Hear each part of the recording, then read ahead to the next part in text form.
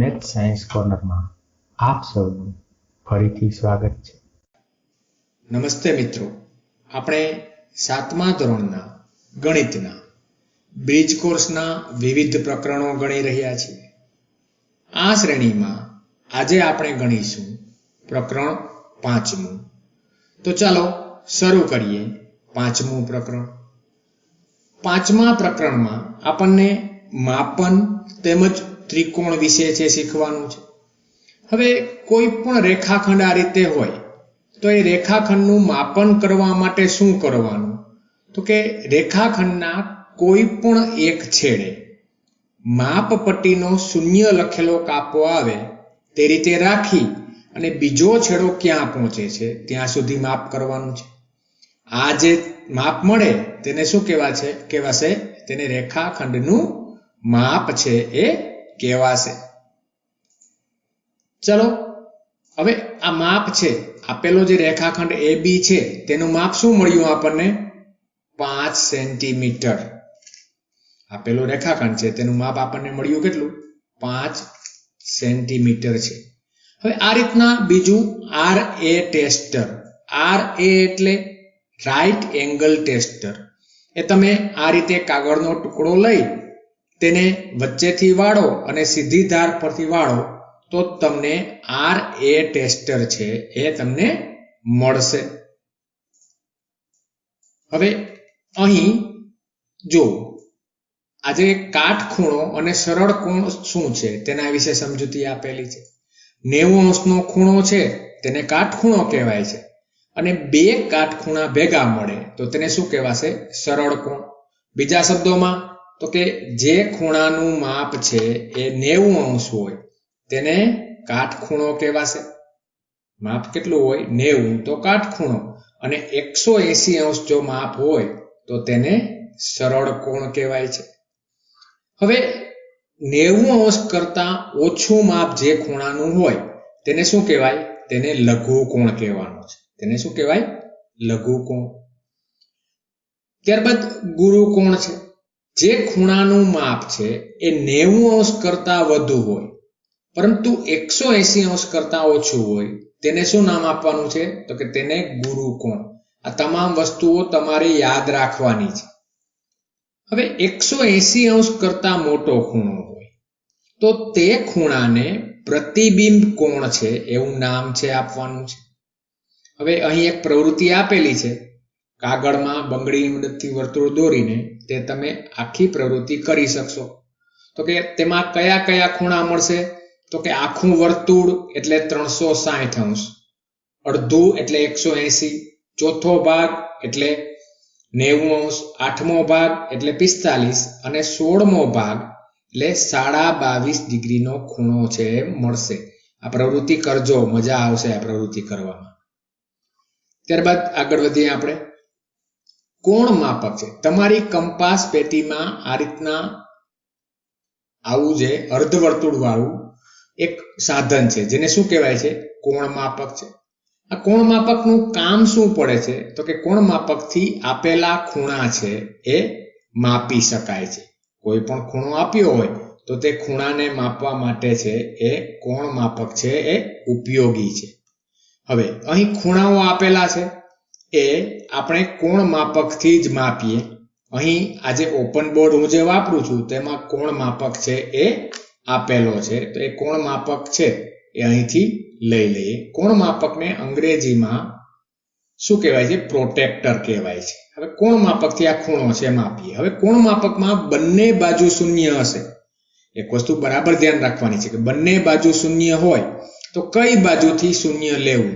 તો કે જે છેડો છે એ નીચેની લાઈન છે એ બહાર નીકળતી હોય ને એ બાજુનો માપ છે આપણે લેવાનો છે. જો અહીં આ આપેલો ખૂણો છે એ 54 અંશનો ખૂણો છે. અહીં આપણે 54 અંશ છે એ આપણે અહીં લખી પણ નાખીએ. કેટલાનો છે? આ 54 અંશનો ખૂણો છે. 54 અંશનો ખૂણો એટલે કેવો ખૂણો થશે? લઘુ કોણ થશે. બીજો ખૂણો જે આપેલો છે તેમાં પણ તો કે જો અહીં શૂન્ય આ બાજુથી લઈશું. કેટલાનો થશે? તો કે 109 અંશ છે ખરેખર. 109 તમને 110 આવશે તો પણ એ ખોટું નથી. 109 અંશનો આજે આ ખૂણો છે એ 109 અંશનો છે. આગળ વધીએ આપણે. ત્રીજો છે એ ખૂણો પણ છે આપણે કોણ માપકથી આપણે એ માપી લઈએ. કોણ માપકને અહીં નીચે લઈ આવીએ. હવે અહીં કોણ માપક એ રીતે ગોઠવવાનું છે કે જેને કારણે છે એ શૂન્ય વાળું છે એ બરાબર અહીં આ ધાર છે તેની ઉપર છે એ આવે એ રીતે અહીં ગોઠવીએ તો આ જે ખૂણો છે એ 24 અંશનો ખૂણો થશે. આપણે ખૂણાનું માપ પણ છે. ખૂણાનું માપ આ રીતે લખવાનું છે અહીં. આ જે છે એ 24 અંશ. પછીનો આજે બીજો જે ખૂણો આપેલો છે ચોથો ખૂણો એ પણ આપણે કોણ માપકથી માપીએ. આપણે કોણ માપક છે એને તમે કોઈ પણ રીતે છે ગોઠવવાનું, પરંતુ ગોઠવતી વખતે એક જ વસ્તુ આપણે ધ્યાનમાં રાખીશું કે સીધી રેખા છે એ સીધી રેખા બાજુ આવવી જોઈએ. અહીં આ કોણ માપકને આપણે ગોઠવીએ.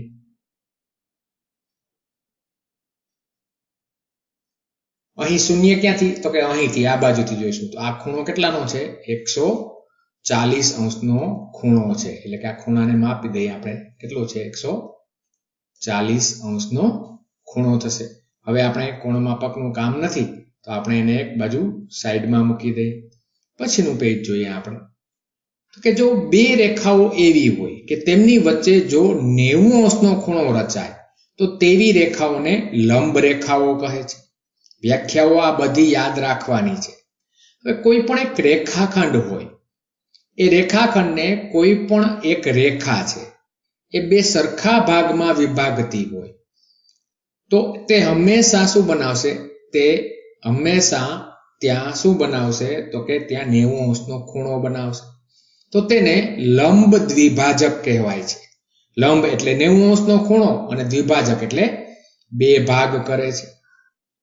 હવે ત્રિકોણ વિશે તમે અગાઉના ધોરણમાં ભણી ગયા છો. તો કે પહેલા તો ત્રિકોણના પ્રકારો બે રીતે પડે છે. એક તો બાજુઓના માપના આધારે અને બીજું ખૂણાના માપના આધારે. બાજુઓના માપના આધારે ત્રિકોણના 3 પ્રકાર. પ્રથમ વિષમ બાજુ ત્રિકોણ. કોઈ પણ ત્રણે બાજુના માપ સરખા ન હોય તો તેને વિષમ બાજુ ત્રિકોણ છે કહેવાશે. ત્રણે બાજુના માપ કેવા હશે? અલગ અલગ. આ પ્રથમ પ્રકાર.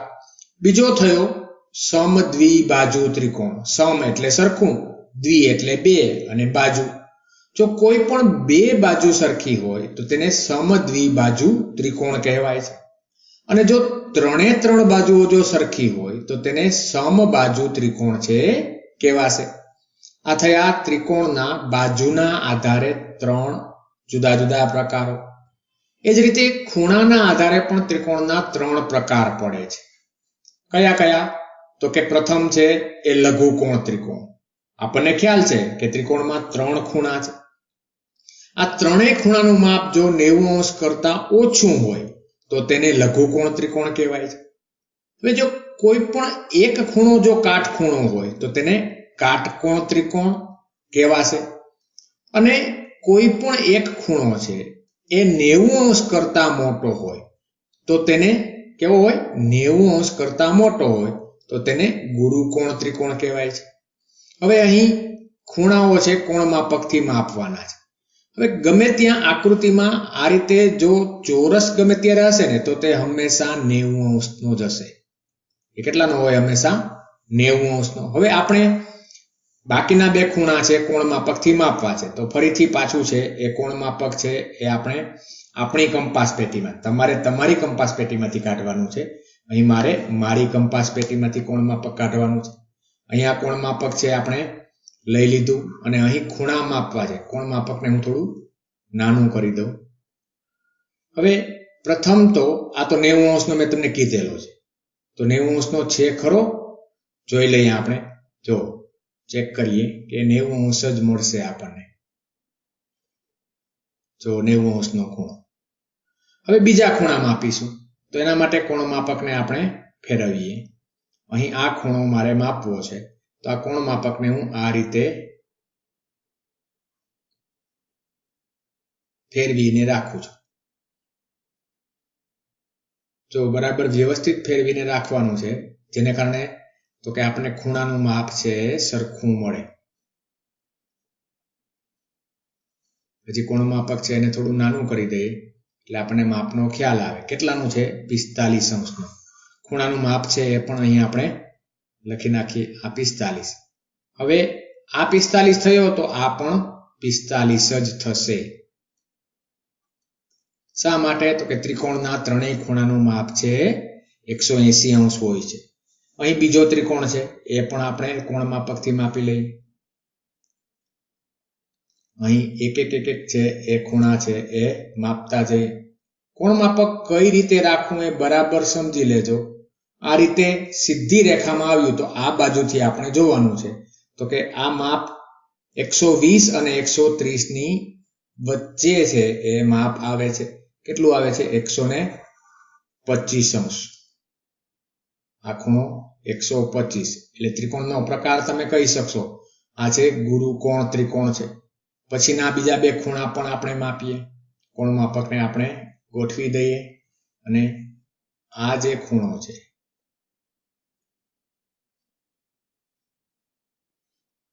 આ ખૂણો કયો ખૂણો મપાશે? તો કે અહીં આ ખૂણો આપણે માપવો છે. પેલો 125 વાળો તો આપણે માપી લીધો. આ ખૂણો છે એ બરાબર માપીએ આપણે. કેટલો થશે? તો કે 20 અંશ.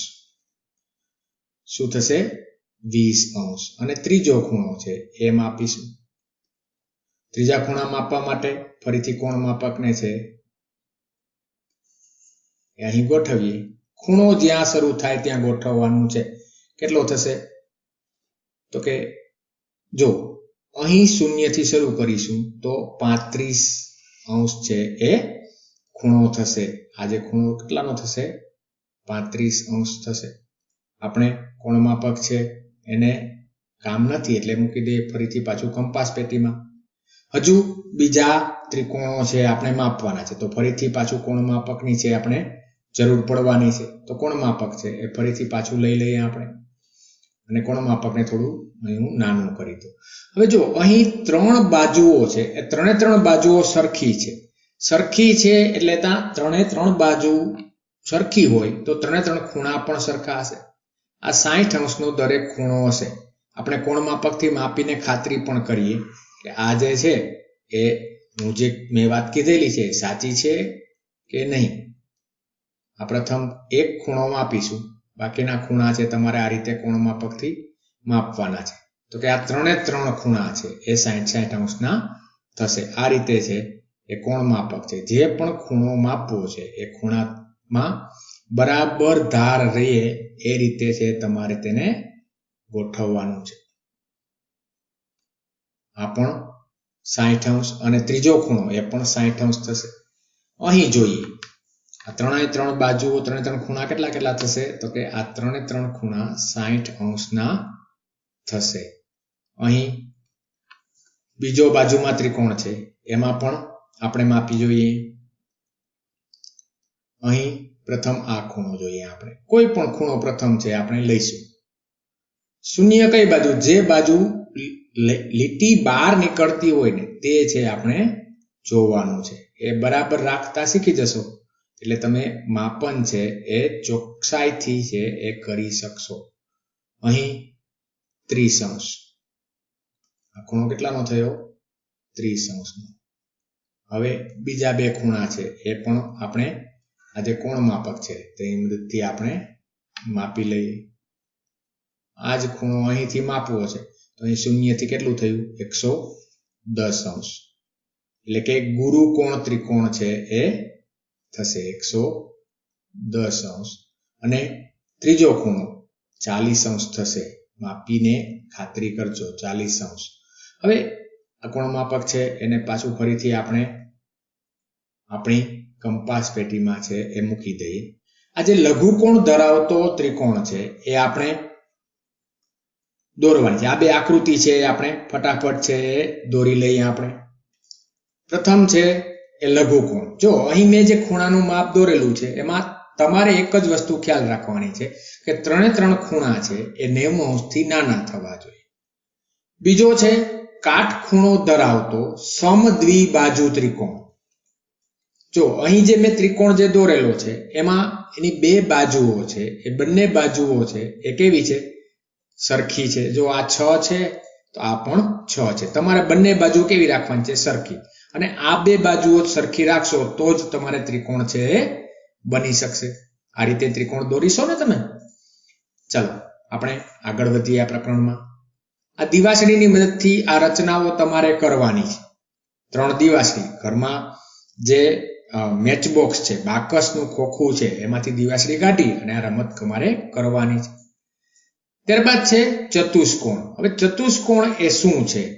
તો કે 4 બાજુ ધરાવતા બહુકોણને, 4 બાજુ ધરાવતા બહુકોણને શું નામ આપીશું? ચતુષ્કોણ. ચતુષ્કોણના પ્રકારમાં તો કે અહીં તમામ પ્રકારો બરાબર સમજી અને યાદ રાખવાના છે.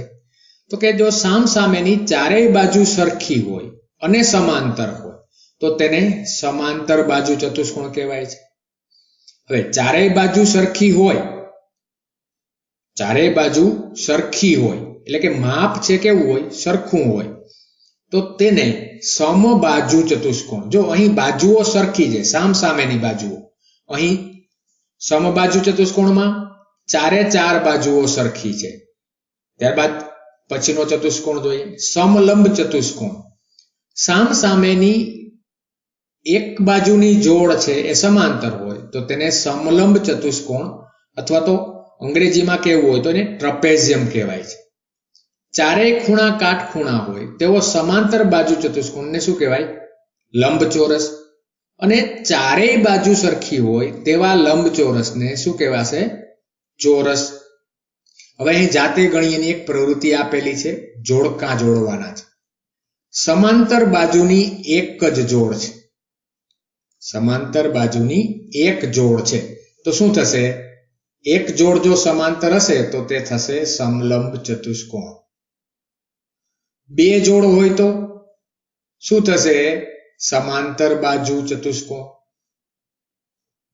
4 કાટખૂણા ધરાવતો સમાંતર બાજુ ચતુષ્કોણ એટલે એ થશે લંબચોરસ. અહીંથી આપીએ 4 સરખી બાજુઓ, 4 બાજુઓ કેવી છે? સરખી છે. 4 બાજુઓ સરખી તો એ થશે કેવો? સમબાજુ ચતુષ્કોણ. એ શું થશે? સમબાજુ. અને 4 કાટખૂણા ધરાવતો સમબાજુ ચતુષ્કોણ થશે ચોરસ. એટલે કે એક સાથે શું આવ્યું? અહીં એક સાથે આવશે C, પ્રથમ સાથે આવશે C, બીજા સાથે D આવશે, ત્રીજું છે તો ત્રીજા સાથે E આવશે, અને ચોથા સાથે A, અને ચોથા સાથે A, અને પાંચમું છે એની સાથે આવશે B. આ રીતે જોડકા જોડવાના છે. ત્યારબાદ વાત કરીએ બહુકોણની. હવે ફક્ત રેખાખંડોથી આકૃતિ બનેલી હોય, બંધ આકૃતિ હોય તો તેને શું કહેવાય? બહુકોણ.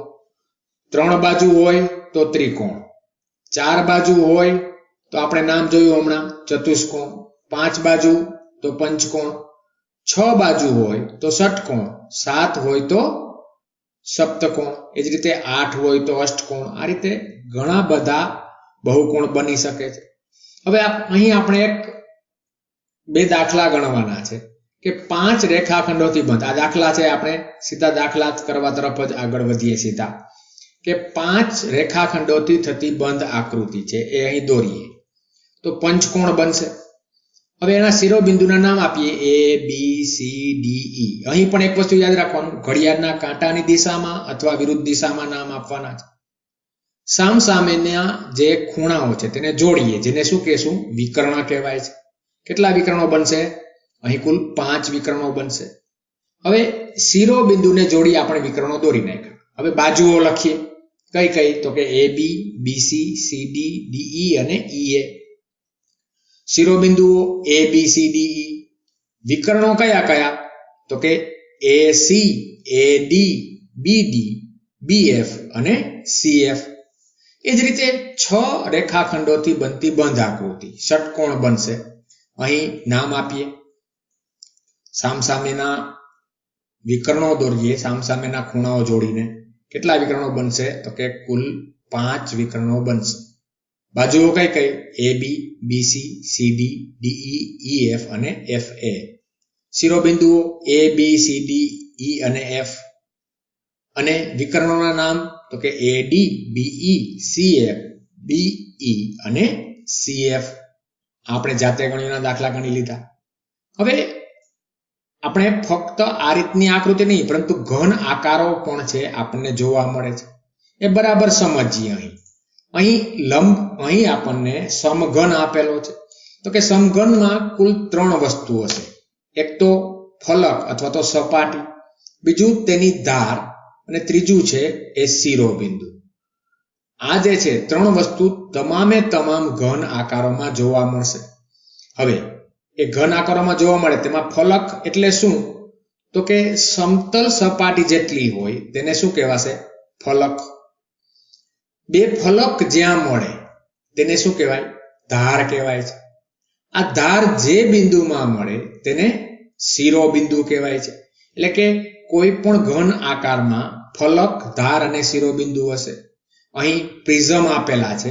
2 જુદા જુદા પ્રકારના પ્રિઝમ છે. ત્રિકોણ આધારવાળો અને ચોરસ લંબચોરસ આધારવાળો. હવે ત્રિકોણ આધારવાળા પ્રિઝમનો આધાર અને મથાળું કેવું હોય? ત્રિકોણાકાર. અને બાકીના લંબચોરસ હોય છે. જ્યારે લંબચોરસમાં તમામ ફલક છે લંબચોરસ હોય છે. પિરામિડ. પિરામિડ પણ કેટલા પ્રકારના હોય છે? તો કે પિરામિડ 2 પ્રકારના હોય છે. ત્રિકોણીય પાયાવાળો પિરામિડ અને ચતુષ્કોણ પાયાવાળો પિરામિડ. હવે આજે જાતે ગણીએના ખાલી જગ્યાઓ છે આપણે પૂરીએ. રેખાખંડના 2 અંત્ય બિંદુઓ વચ્ચેનું અંતર શું હોય છે? તો કે તે તેની લંબાઈ હોય છે. શું હશે તે? તેની લંબાઈ હોય છે. રેખાખંડોની લંબાઈની સરખામણી કરવા માટે માપપટ્ટી અને દ્વિભાજક.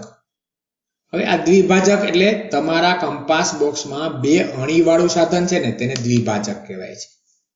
ઘડિયાળના કાંટાનું સંપૂર્ણ પરિભ્રમણ થાય તો તે 1 આંટો ફર્યો એમ કહેવાય. ખૂણાનું માપન કરવા માટે શેનો ઉપયોગ થાય? આપણે હમણાં થોડી વાર પહેલા જ માપન કરેલું છે. શેનાથી? તો કે કોણ માપક. ત્યારબાદ જે ખૂણાનું માપ કાટખૂણા કરતા ઓછું હોય તેને, તો કે કાટખૂણા કરતા ઓછું માપ હોય તો તેને લઘુ કોણ કહેવાય છે. અને કાટખૂણા કરતા મોટા માપને ગુરુ કોણ કહેવાશે. રેખાખંડનો લંબ દ્વિભાજક. અહીં શું આવશે? લંબ દ્વિભાજક. રેખાખંડને લંબ હોય અને 2 સરખા ભાગ કરે છે. જો 2 છેદતી રેખાઓ વચ્ચે 90 અંશનો ખૂણો હોય તો તે રેખાઓને શું કહેવાશે? તો કે તે રેખાઓને લંબ રેખાઓ કહેવાશે. શું કહેવાશે? લંબ રેખાઓ. પછીનો અને છેલ્લો પ્રશ્ન છે કે ત્રિપરિમાણીય આકાર દોરવાના છે. ફલક, ધાર અને શિરોબિંદુની સંખ્યા છે આપણે આપવાની છે. આપણે એક આકાર જોતા જઈએ. પ્રથમ છે શંકુ. તો આ શંકુ છે તેમાં ફલક કેટલા હોય છે? 2, ધાર 1 અને શિરોબિંદુ 0 હોય છે. ગોળામાં, તો કે ગોળામાં ફલક 1 જ હોય છે, ધાર પણ 1 હોય, શિરોબિંદુ 1 પણ હોતા નથી. અહીં ધાર છે એ ખરેખર 2 આવશે. અહીં ધાર 2 આવશે અને શિરોબિંદુ 1 આવશે. આ એક ધાર, આ બીજી ધાર. ફલક 2, એક તો ત્રિકોણાકાર, બીજું વર્તુળાકાર. ત્યારબાદ આગળ વધીએ આપણે. પછીના જોઈએ સમઘન. સમઘન તો કે એમાં ફલક 6, ધાર 12, શિરોબિંદુ 8. આ જ વસ્તુ શેમાં હશે? લંબઘનમાં પણ આ જ વસ્તુ હશે. લંબઘનમાં પણ 6 ફલક, 12 ધાર અને 8 શિરોબિંદુ મળશે. નળાકારમાં, તો કે નળાકારમાં 3 ફલક, 3 ધાર અને 1 પણ શિરોબિંદુ નહીં હોય. 3 ફલક કઈ રીતે? તો કે 3 ફલક, એક તો અહીં આ જે ઉપરનો વર્તુળાકાર ભાગ છે તે, નીચેનો વર્તુળાકાર ભાગ અને આ જે ગોળ ભાગ છે એ 3 ફલક. જો અહીં મેં સમઘન એક બતાવેલું છે, લંબઘનમાં પણ આ જ વસ્તુ આવશે. ચાલો પછીનું જોઈએ આપણે. પ્રિઝમ. આ રીતનો પ્રિઝમ છે, એમાં ફલક 5. ફલક 5 કઈ રીતે? તો કે જો આ એક બાજુ, બીજી બાજુ જે આપણે દેખાતી નથી તે, અને 3 બાજુ, 3 ને 2 5 બાજુ જે તેના ફલક થશે. ધાર કેટલી? તો કે જો ધાર માટે શું કરીશું, અહીં ત્રિકોણ છે, 3 ધાર થશે. બીજો ત્રિકોણ છે, બીજી 3 ધાર થશે. 3 ને 3 6, અને આ જે બાજુઓ છે એ પણ ધાર જ છે, એ પણ થશે 3, એટલે કુલ છે ધાર 9 થશે. શિરોબિંદુ તો કે 2 ત્રિકોણ છે એટલે 6 શિરોબિંદુઓ થશે. ત્યારબાદ પિરામિડ, અહીં મેં ચોરસ પાયાવાળો પિરામિડ લીધેલો છે, તો અહીં ફલક કેટલા થશે? 5. કઈ રીતે 5 ફલક થયા? તો કે જો એક તો આ નીચે તળિયાનું, ત્યારબાદ આ 1, આ 2, આ પાછલી બાજુ ત્રીજો, અને આ બીજી પાછલી બાજુ ચોથો, 4 ફલક. શિરોબિંદુ કેટલા થશે? તો કે નીચેના 4 અને ઉપરનું 1, એટલે કે શિરોબિંદુ 5 થશે. ધાર 8.